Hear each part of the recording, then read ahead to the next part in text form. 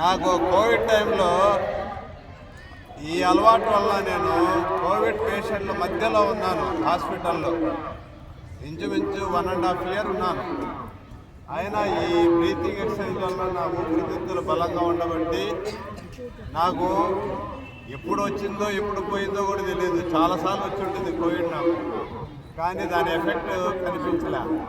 అంటే మన పూర్వీకులు యోగులు ఇవన్నీ మంచి మంచి అలవాట్లు చేశారు, కానీ మనం సరిగా పాటించడం వల్ల ఖచ్చితంగా ఈ బ్రీతింగ్ ఎక్సర్సైజ్ అనేది తర్వాత రోజు ఒక అరగంట అయినా చెమటలు పట్టేట్లు ఆటలు ఆడటం అనేది కంపల్సరీ చేసుకోండి.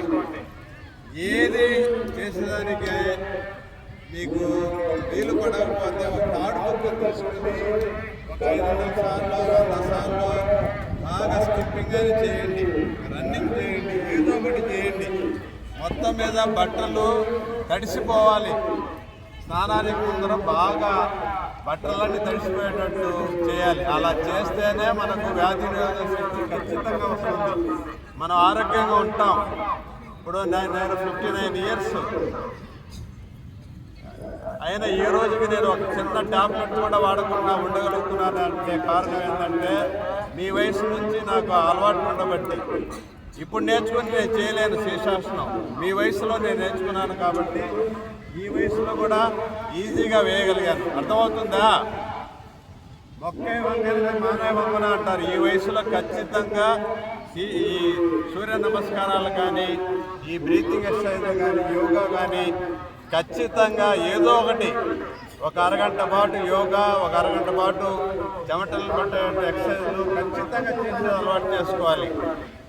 మనం 3 పూట్ల ఆహారం ఎలా తింటామో ఖచ్చితంగా ఒక 1 అవర్ యోగాకు మన ఎక్సర్సైజ్లకు వ్యాయామాన్ని ఖచ్చితంగా కేటాయించాలి. కేటాయిస్తారా?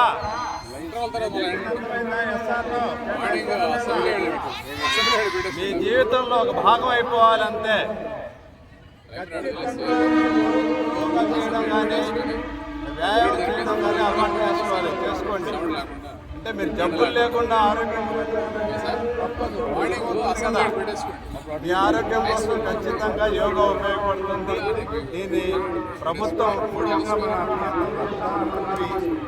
మన ప్రపంచంలో యోగా యొక్క ప్రాముఖ్యత ప్రపంచంలో అందరికీ తెలిసేటట్టు చేసిన దానికి ఆయనకి ధన్యవాదాలు తెలియజేస్తూ thank you sir. Thank you.